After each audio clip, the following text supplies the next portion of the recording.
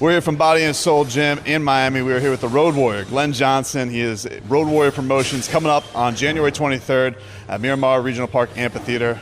Thank you so much for the time, champ. Really appreciate it. Thanks for having me, man. What made you put this show together? This is really awesome. Bringing boxing to Miami, and it's, close to my heart. I'm happy to see it. So what made you want to do it?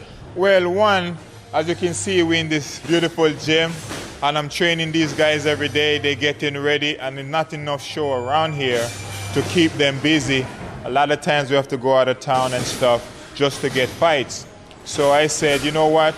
Let's start promoting some shows to keep these guys busy, and some other guys around here want to get on the show. Those opportunities are open for them.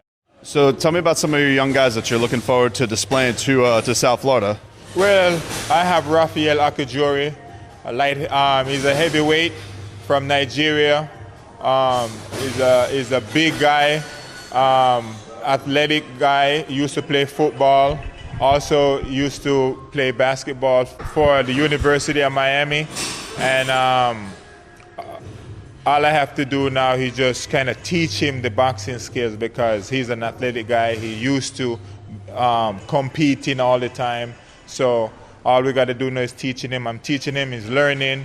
He's very, very good. And I'm looking forward to see what the future holds for him.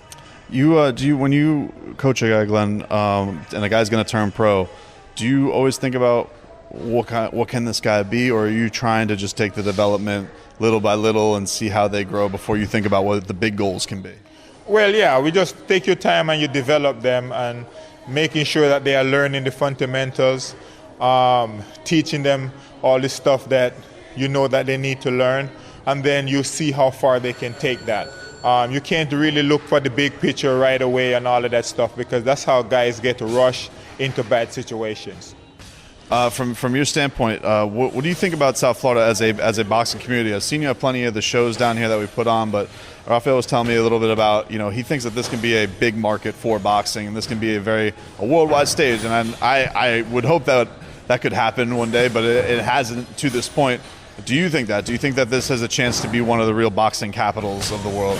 Well, it should be. I mean, Hispanic, we have a lot of Hispanic people here. Hispanic love boxing. Puerto Rico, Mexicans, Cubans, all of these Hispanic islands love boxing. We have everybody here. We have Jamaicans and guys from the islands, all different part of the world are here. This is the Mecca.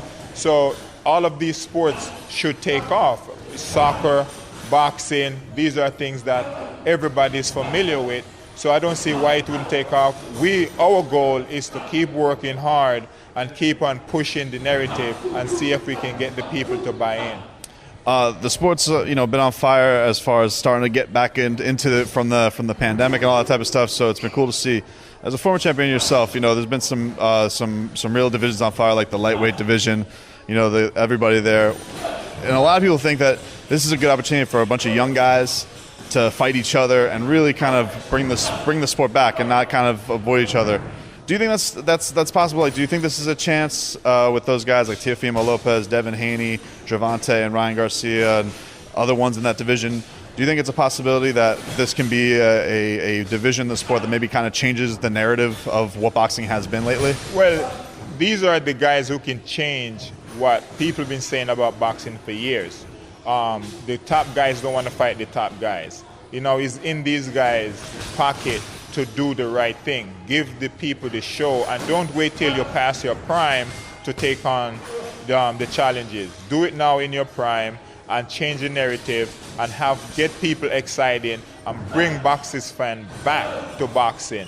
And even people who are not boxing fans, turn them into boxing fans, so we can make this thing what it used to be, the #1 sport in the world.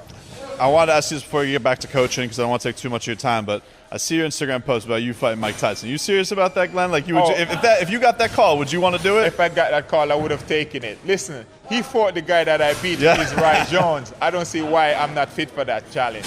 What did you think? How did you think he looked in his comeback? I thought Roy Jones looked a little shaky. I thought he lost the fight. I was impressed with Mike Tyson. Mike Tyson looked pretty good. He was doing a lot of the things he used to do. Roy Jones was trying to do some of the things that he used to do, but it didn't come off well.